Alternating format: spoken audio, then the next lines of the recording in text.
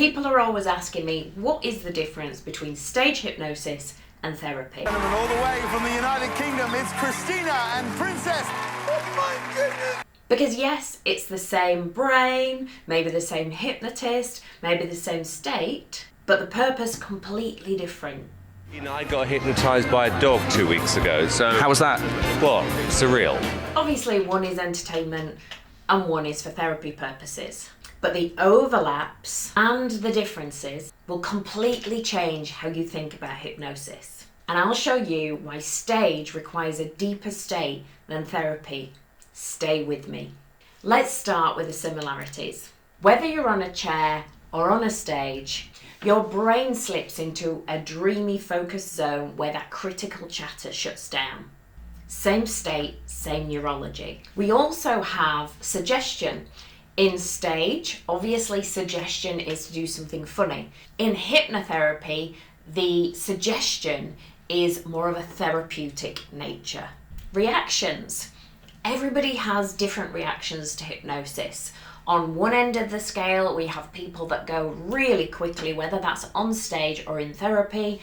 And on the other end of the scale, we have people that are more resistant and require more work. Expectancy. So on stage, people get on stage and they are expecting to make a fool of themselves. They're expecting to entertain the audience. They are expecting to lie on the floor or do something silly.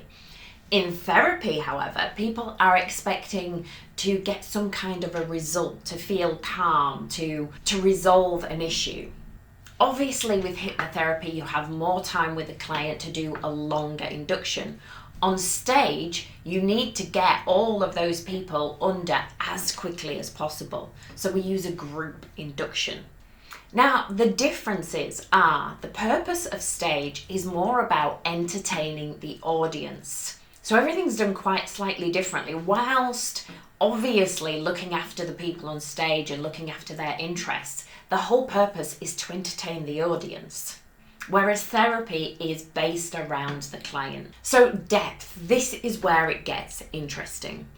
With the therapy clients, we have an hour and a half with somebody. We can use an induction that is suitable for that particular client, and we spend all of our time responding to the client themselves, making sure that we are bespoking their session to them.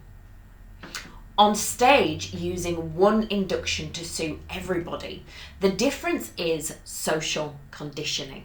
On stage, if one person goes under quickly, the others usually conform and follow through, not because they decided to play along, it's just classic psychology, the Ash conformity effect. People inherently do not want to be the odd one out. In therapy, there's no crowd, no peer pressure, it's just one-on-one. And that's why when you are seeing therapy demonstrations, it's very similar to stage. Things that are done on a stage in a therapy setting for people to watch, you will get very different results than you would one-to-one. Because people want to conform, people will conform because it's inherent. On stage, it's a numbers game. We get 15 people on stage. We know that we're going to have 5 that are going to be great subjects. And you only need 5 people to make a really good show. You could get rid of the other 10 because most people are boring or not entertaining in some way. So you use your 5 best subjects. And this is where the myth comes from, that some people can be hypnotized and some people can't. Because very often, as I say, we get 15 people on. I will choose the best 5, the 5 that go the quickest. You don't want to watch me doing a long induction with 15 people, trying to get the 2, 3, 4, 5 people that take longer, bespoking a session to them. Once I've got the 5 people that are good, suggestible, funny, I will just get rid of the rest straight away. I will also get rid of one person straight away that doesn't immediately follow my instruction. The reason why I do that is to send a message to everybody else on stage that they better follow exactly what I say or they're going back to their seat. Conformity.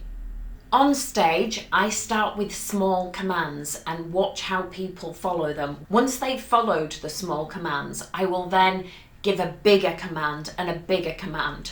So although the induction is very, very quick, it's very light in the beginning. And as the show goes on, their state will get deeper. As I'm waking them up, putting them back to sleep, giving them bigger suggestions, they fall deeper and deeper. Their belief, their expectancy, their conformity grows. None of this is available in therapy. We don't have a crowd that people are going along with. We don't have the conformity, so generally in therapy there's a longer induction. On stage we have amplification of behaviour. If you do something funny on stage, you get thousands of people laughing, clapping, cheering.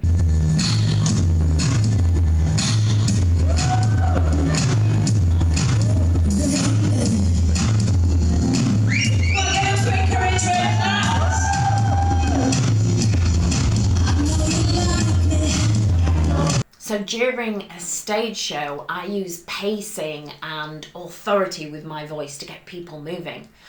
I also do that in therapy. I will intensify my voice when talking about things to get people feeling emotional about the issue. Another difference is ethics and boundaries. Obviously, the ethics for stage is completely different to the ethics in a therapy room. On stage, it's more about fun and laughter. It's an entertainment show. It's a comedy show. In therapy, the client and safety comes first. I've had an unfair advantage. I've been a hypnotherapist and a psychologist and a psychotherapist for almost 30 years. I've been a stage hypnotist for over 10 years. So I have experience in both fields. On top of that, I've done 50 TV shows all over the world in different cultures. And I've had the opportunity to work with people for days in and out of hypnosis. And I've seen some of the amazing things that can be achieved. Which is why TV producers come to me to test theories for their TV shows. In the past, they have asked other hypnotists whether something's possible and they have told them it isn't. They come to me and we test it, and I've done many pilots to prove what is actually possible under hypnosis. I spent 9 years at university studying. I've studied psychology, psychotherapy, hypnotherapy, CBT, NLP, you name it. So I've been able to successfully mix the power of instant change from stage and successful therapy from hypnotherapy in a clinical setting. So make sure you like and subscribe, because I'm going to be sharing my unique insights into hypnosis and the reason why I earned an O1 visa and became named the world's best hypnotist.